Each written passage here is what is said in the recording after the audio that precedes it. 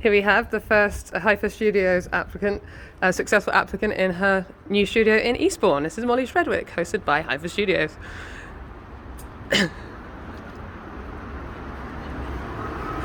Hi Molly! We're just going to do a talk around all the different works in the studio today. We'll just do a quick walk around. So there's the brand new works that have been created. What are these, about 2 meters across? Yeah, I think so, about 2 meters. So those are the two new ones, and these are the smaller works from before that have all sold, which is fantastic. It's being stretched now as we speak. And then just quickly, we've got the smaller sculptures as well. We know some of these have been sold too. Yeah. How are you finding your time in here? It's so nice. It's a really nice space to work in. It's such a nice.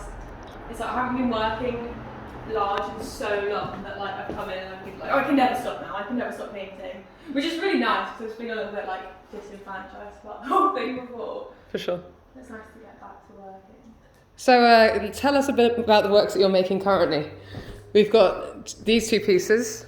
How much more can there be?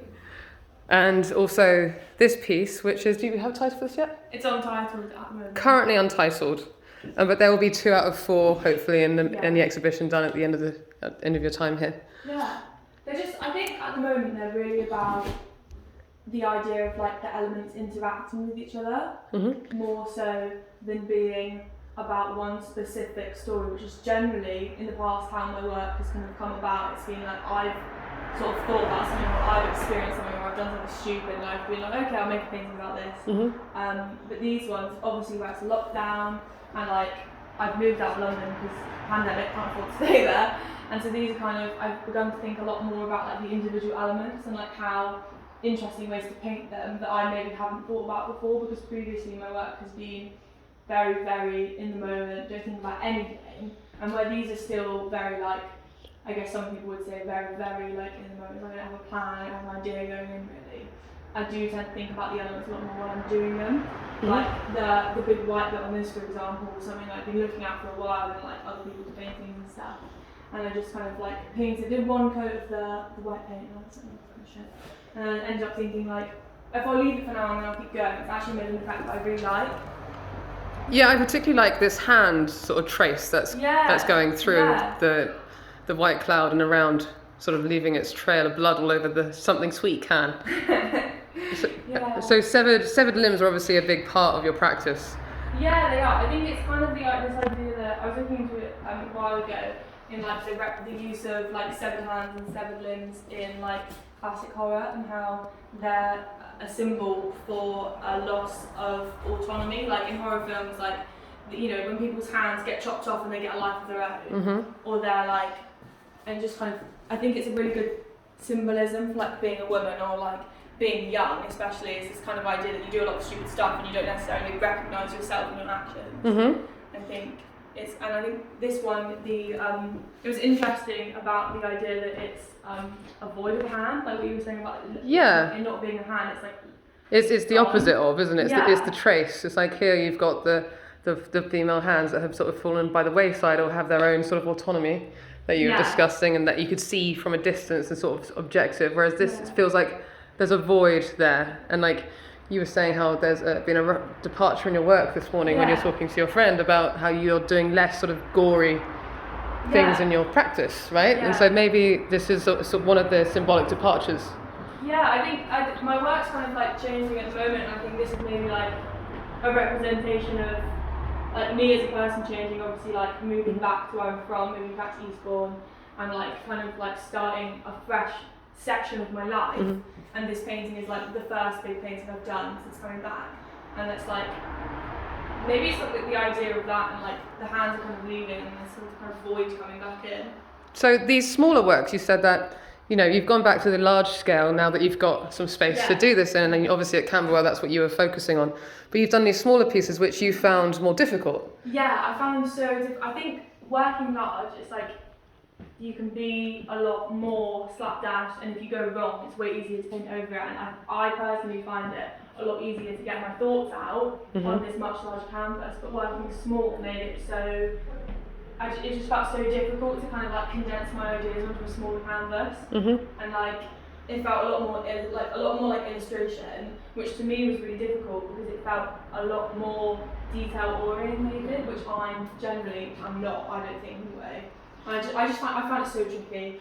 It was like, and then working big again just made me think, I should probably try working small. Just like, I want to get better at it. I don't want to be like, I don't want to only be able to do one thing. It's like a big painting. Yeah, absolutely. And what's lovely is that you've got these sort of motifs that are obviously in both your works, new and old. Yeah. So you do have these sort of gloves, what is called sort of lacy gloves that's kind of come off the severed limb, which is down here, but it's also in this other new work that you've got. Yeah. So tell me a little bit about this. So obviously text is a big thing. Yeah, I work a lot with text, and I think it's again this kind of idea that I've come back and I don't really know what I'm doing. I think that's like, I think a lot of people obviously are feeling that way at the moment. It's like everyone's lives have changed so much, and I feel like that about my life. And I think the text on this piece is from a piece of writing I did right at the start of the first lockdown when I was like in London, like living with my housemate, and we were like both freaking out a bit because we weren't really connected to anyone, and we were like, oh my god, there's a pandemic, what are we going to do?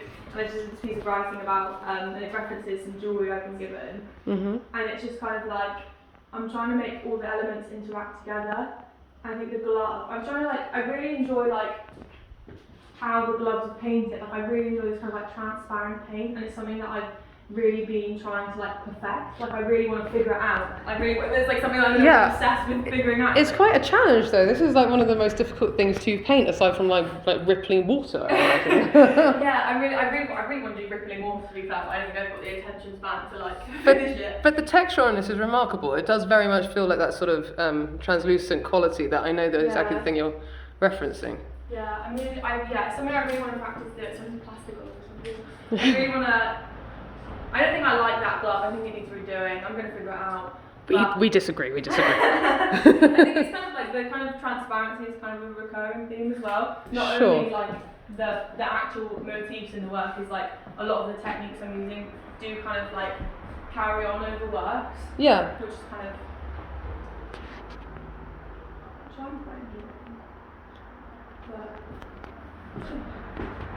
So we were sort of talking before, and we mentioned that fact that maybe you just miss out ease, and is that the case? Like, that we have some different pieces of text which suddenly stops? Yeah, I like that. I think, well, this is an accidental spelling mistake. Yeah. But I think a lot of the time when I'm adding text on work, I'm not necessarily thinking massively about the composition of the text on the work. Yeah. Like, to me, getting my idea across, or like my point across, or like trying to converse with whoever's looking at it is more important to me than necessarily the spelling being right or like the text being perfectly placed around. And I think I'd rather get my ideas across. Absolutely. So there's a sense of urgency as well in what you're trying to say and what you're saying to people and how they understand the message. Yeah. Like I never want to think about an idea too long because I feel like. Do you think it ruins it? I think it loses its kind of sincerity. Yeah. If I'm like spending hours thinking about like mulling my like the theory about it over, or like mulling over like, oh, is this text too high, is that too low? Here's a weird question for you. Do you paint drunk ever?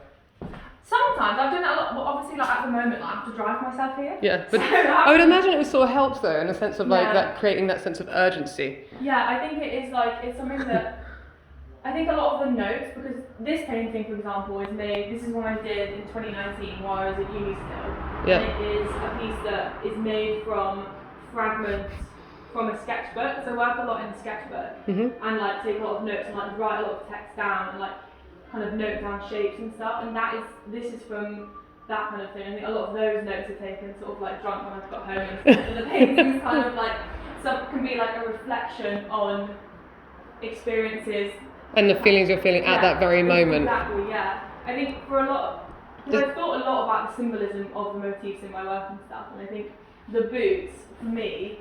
Yeah, but there's a sort of fetishistic thing about that too, right? But what for you, what do they mean? I think, because they were a massive symbol in my work while I was at uni, and while I was like, the world was a bit more normal and stuff, and for me they're a massive symbol for this idea of like drunkenness and stupid ideas and like, and not always necessarily like in a positive way. Like I think a lot of the time, like they kind of like, it's like kind of like a double-edged sword. Like sometimes I feel that they're like, oh, it's fun, I'm drunk, and like all these things are happening. but at the same time it can be like this representation of like being drunk and being really insecure and like not knowing what you're doing and stuff. And I think it's interesting to put that in a painting and have it like not necessarily be clear what my feelings about the moment is. Yeah. It's like, how do you infer, because I know a lot of people think it's about birth, this one, yeah. which I find really funny because it isn't something that I thought it's about. But obviously it's his baby and it's got like all his water on it and stuff. So like, obviously that's like such an obvious like... It is, but it isn't. Like on some level it feels like you just, you know, not you, but like me or whatever, you get back after a long night out and you're like, oh, there's some water, you just knocked it over and you're just like, yeah. I mean, I feel that the thing that you're trying to convey, I think is very successful because I know exactly the feeling that you're talking about when you're just like, oh my God. like that was a fun night, I had a really good spontaneous time, but did I make a mistake? There's a bit of that drunk guilt about the whole thing. Exactly. But then actually at the same time it also inspires you to do things that you wouldn't normally do, so there's like a double-edged sword in that. Exactly. Yeah, it's amazing. Very, very cool. So do you have any more plans to make smaller works? Because I know that you've got a lot of demand for sales at the moment. I sold all of these works were in a show in December and I sold all of them like immediately, which was amazing because now I can like go and buy some more paint and stuff. I just did a Jackson's order and I'm going to do another one soon. But amazing. I want to make some smaller works because obviously like no one's putting these in my house, are they? Well, maybe a museum will do one day. You need to make sure you keep them safe and sound so that when a museum wants them, they're ready to go. Exactly. So I'm going to do some smaller works, just A, for the challenge, to like, because it's something I struggle with, it's something I want to like get better at, and also the idea that like I kind of want, you know, want to be available to people. I don't want them to just like sit around and not get looked at and stuff like rolled up somewhere. Sure. Do the smaller works inform your larger works at all, or not really? They're totally separate pieces. I think it just depends. I think they're obviously their own works in their own right, and I think because I think about them so differently, I think how I make them makes me feel so different. They're just kind of like a whole separate entity in my mind, because I know that like, although this would obviously scale down to a smaller painting, I can't imagine having ever painted that on a smaller surface. So it changes the subject and it changes the content massively. Yeah, massively. Which is really interesting because I don't think so many people operate like that. Yeah. You know, or often the smaller ones are used as a maquette for the larger pieces, but this totally changes what you do, which is really interesting. I think it's just my head can't like compute the idea of like this being smaller. It's just like the way I work, I think that kind of... There's some gravitas to this though, which there isn't in this. You know, this. You know, I love these, and not, you know, I love these very much. But these feel very almost 3D in their weight. They have a completely different feeling about them. Yeah, absolutely. Like, but maybe that's just because I haven't practiced the smaller ones enough. I want to try and get a little bit better. Okay, well, we look forward to seeing the other two works that you're going to make. And thank you so much for being our first Hyper Studios artist. That's all right. Thanks for having me.